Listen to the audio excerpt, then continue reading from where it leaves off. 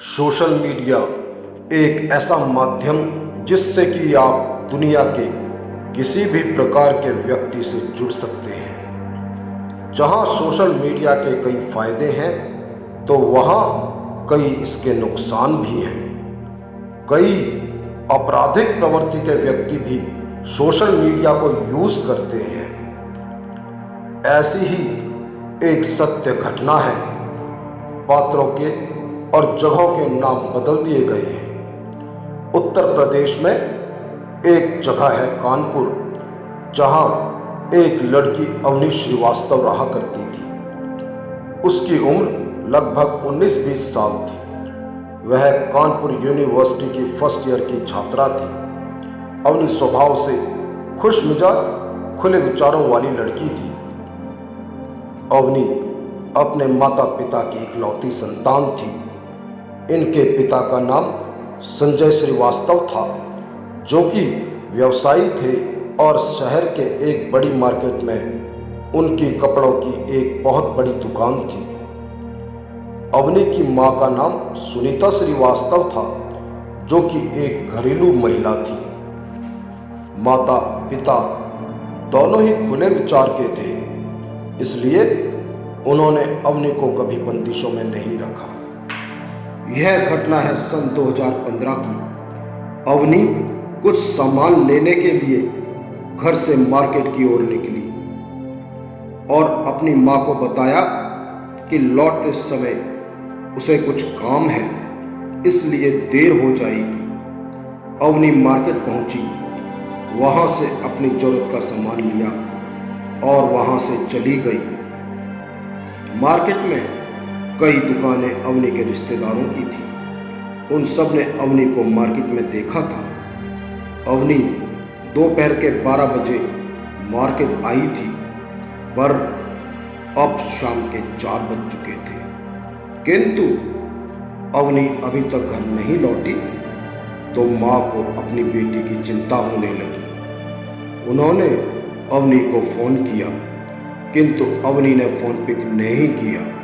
सुनीता श्रीवास्तव ने अवनी को 4-5 बार और कॉल किया, किंतु दूसरी तरफ से कोई रिस्पॉन्स नहीं मिला। धीरे धीरे अंधेरा होता जा रहा था।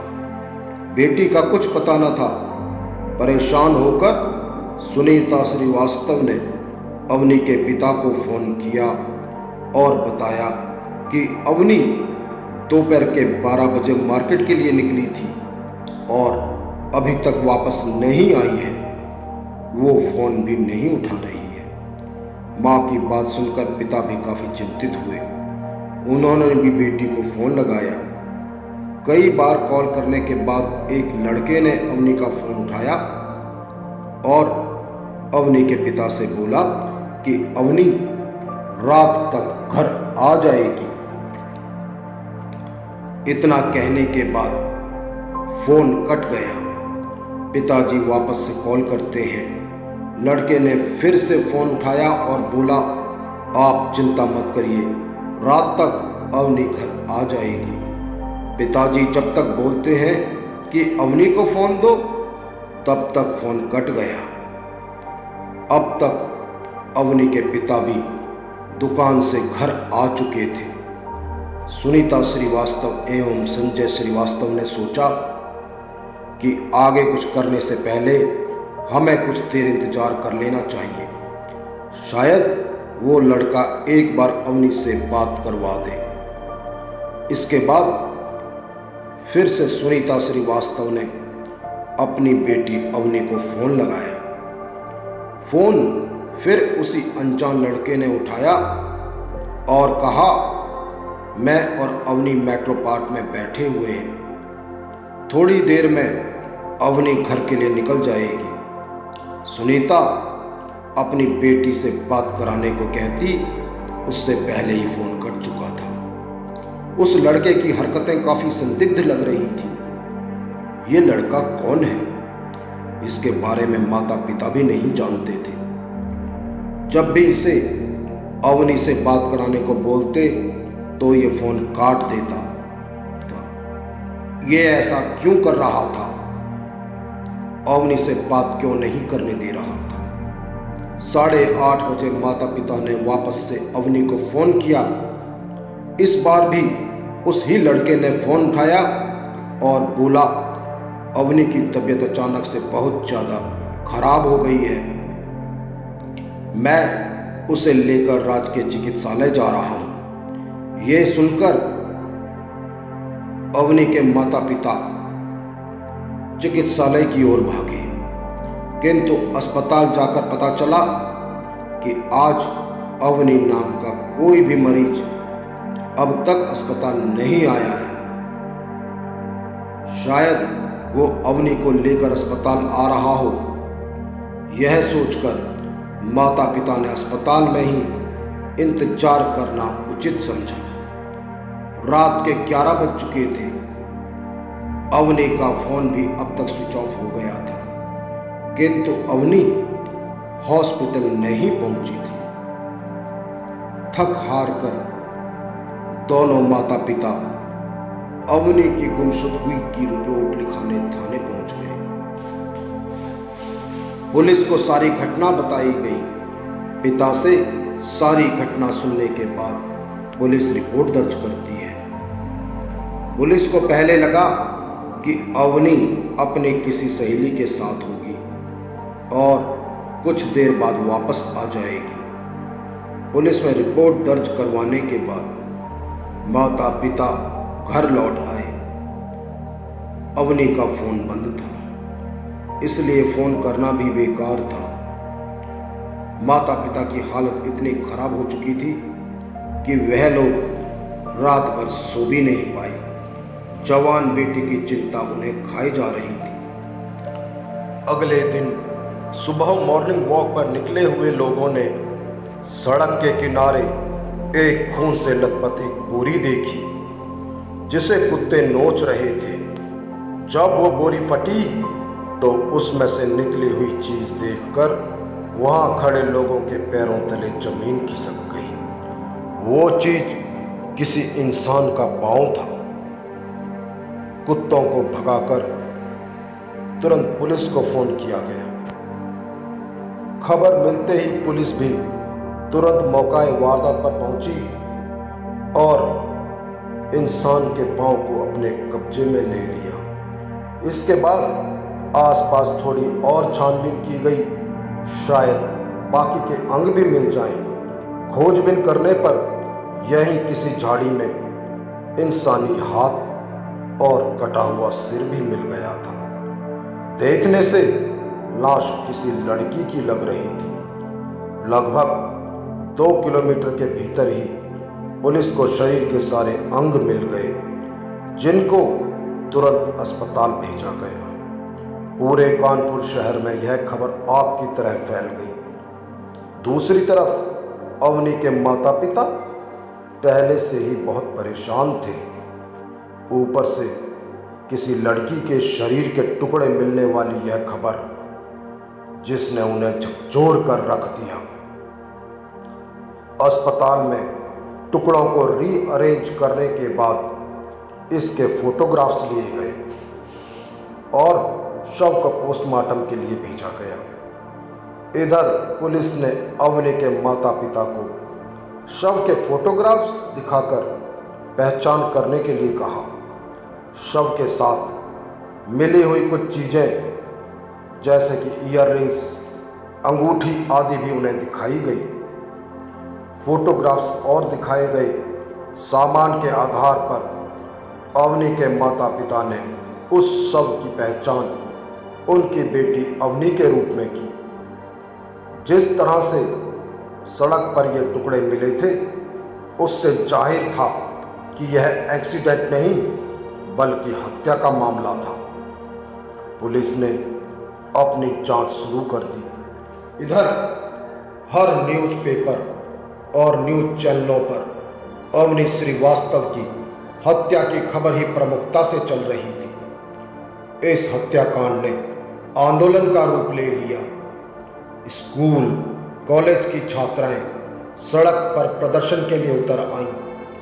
पुलिस पर हत्यारे को तुरंत पकड़ने के लिए दबाव बनने लगा।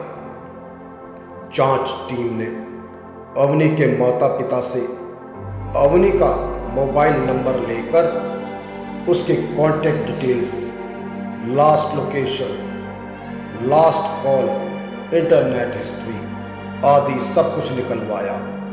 कॉल डिटेल्स में कुछ खास पता नहीं चला, क्योंकि लास्ट में तो माता पिता ने ही अपनी बेटी को कई बार कॉल किया था। इसके अलावा अवनी ने जिन भी लोगों से फ़ोन पर बात की थी उन सब से भी पूछताछ की गई, किंतु कुछ भी खास हाथ नहीं लगा। इंटरनेट हिस्ट्री के जरिए अवनी की लास्ट लोकेशन का पता चल गया। मार्केट से सामान लेने के बाद अवनी चांदबाग नामक इलाके में गई थी। ये वही इलाका है जहां से अवनी की लाश बरामद हुई थी। पुलिस ने अवनी के माता पिता, रिश्तेदारों, दोस्तों और पड़ोसियों सबसे पूछताछ की कि क्या चांदबाग में अवनी का कोई दोस्त या जानकार रहता है, क्या अवनी चांदबाग पहले भी आया जाया करती थी। किंतु जांच करने पर पाया गया कि ना ही अवनी का कोई रिश्तेदार और दोस्त चांदबाग में रहा करता था और ना ही इससे पहले अवनी कभी चांदबाग गई थी।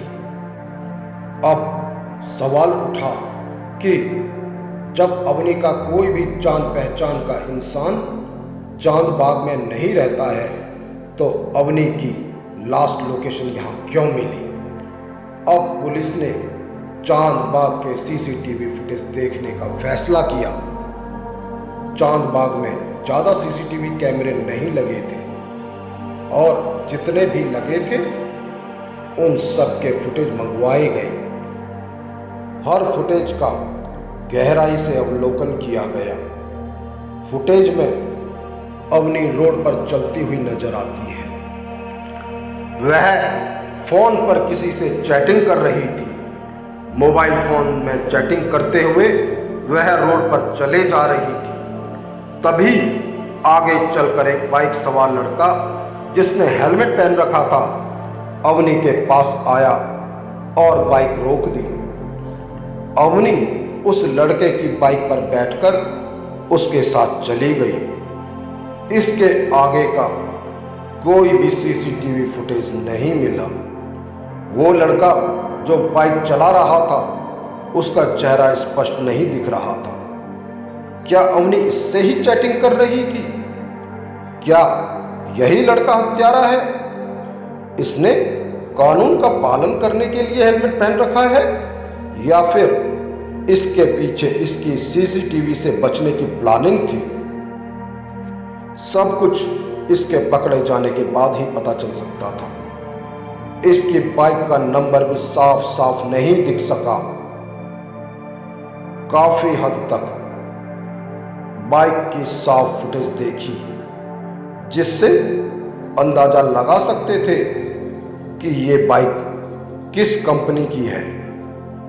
इस तरह की बाइक का रजिस्ट्रेशन चांदबाग में कितने लोगों ने कराया है, ये सब कुछ जानने के लिए एक टीम आरटीओ ऑफिस गई तो दूसरी टीम चांदबाग में लोगों से पूछताछ कर रही थी।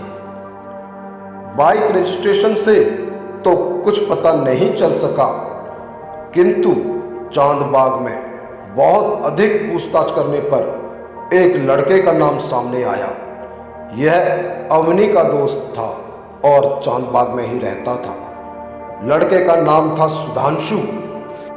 सुधांशु की उम्र लगभग 22-23 साल थी। वह विश्वविद्यालय से प्राइवेट ग्रेजुएशन एवं साथ ही सरकारी नौकरी के लिए कोचिंग कर रहा था। इसके पिता किसी हॉस्पिटल में कार्यरत थे।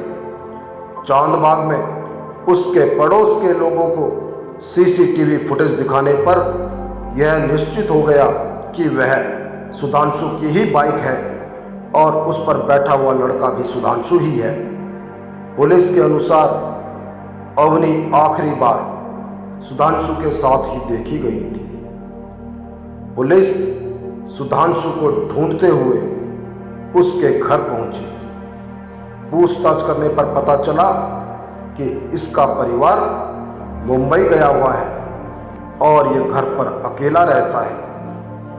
पुलिस ने घेरा बिछाकर सुधांशु को शक के आधार पर गिरफ्तार कर लिया और इसे लेकर थाने आ गई। पूछताछ करने पर इसने अवनी के साथ होने से स्पष्ट मना कर दिया। पुलिस ने अब अपना रवैया सख्त कर लिया और वह सीसीटीवी फुटेज सुधांशु को दिखाया जिसमें वह अपनी बाइक में अवनी को पीछे बिठाकर चांद बाग ले जा रहा था। सबूत देखने के बाद सुधांशु टूट गया और अपना जुर्म स्वीकार कर लिया। उसने बताया कि अवनी का कत्ल उसी ने किया है। अब पुलिस इससे पूछती है कि इसने ये सब क्यों किया, कैसे किया, क्योंकि जो भी इसने किया था वह बहुत ही विभत्स था। सुधांशु ने अपनी पूरी कहानी बतानी शुरू की। अवनी किसी कॉमन फ्रेंड के जरिए सुधांशु से व्हाट्सएप पर मिली थी। दोनों व्हाट्सएप पर एक दूसरे से घंटों चैटिंग करते थे। अवनी मॉडर्न किस्म की लड़की थी। उसके लड़के और लड़कियां दोनों ही काफ़ी सारे दोस्त थे। अवनी और सुधांशु कभी आमने सामने मिले नहीं थे, बस व्हाट्सएप पर इनकी बात होती थी। आपस में थोड़ी जान पहचान बढ़ी तो एक दो बार इनकी मुलाकात भी हुई। इनकी दोस्ती को 1 साल हो गया था। सुधांशु के घर वाले 15-20 दिन के लिए मुंबई गए हुए थे। सुधांशु इन दोनों घर पर अकेला था। उसे लगा यह अच्छा मौका है अवनी को घर पर बुलाने का।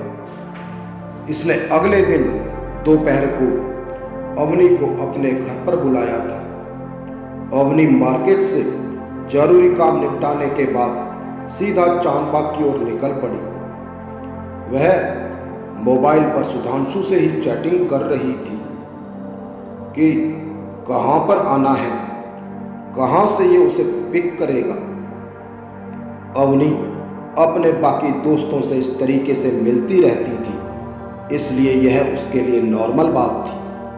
सुधांशु ने चांदबाग से अवनी को बाइक से पिक किया और उसे लेकर अपने घर चला आया। सुधांशु मन ही मन अवनी से प्यार करने लगा था, लेकिन अवनी उसे सिर्फ एक नॉर्मल फ्रेंड समझती थी। अवनी के हंसी मजाक करने की वजह से ही सुधांशु को लगता था कि अवनी भी इससे प्यार करती है, इसीलिए वह इसके साथ इतनी फ्रैंक और कंफर्टेबल है।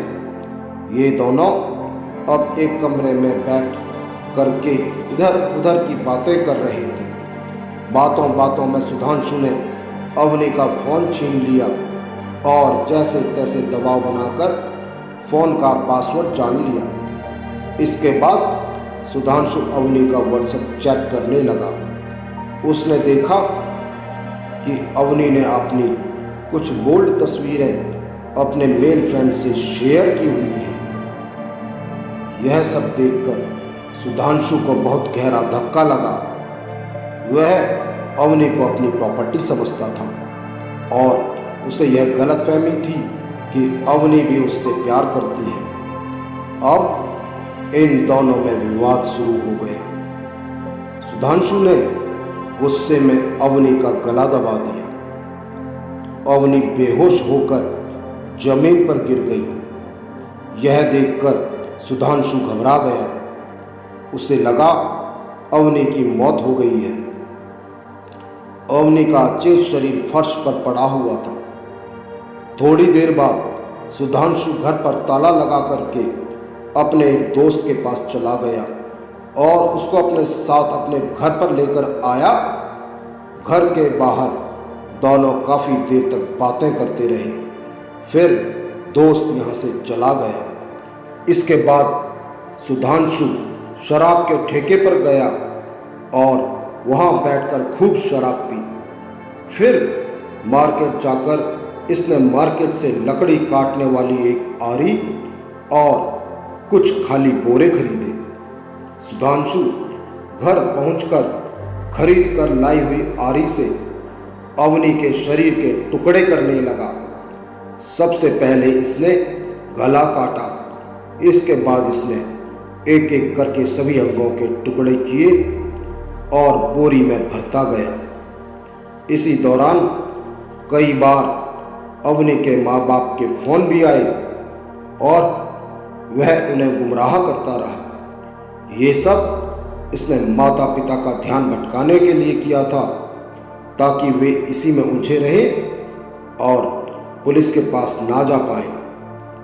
अवनी के शरीर के टुकड़े करने के बाद सुधांशु ने बोरों में टुकड़ों को भर दिया।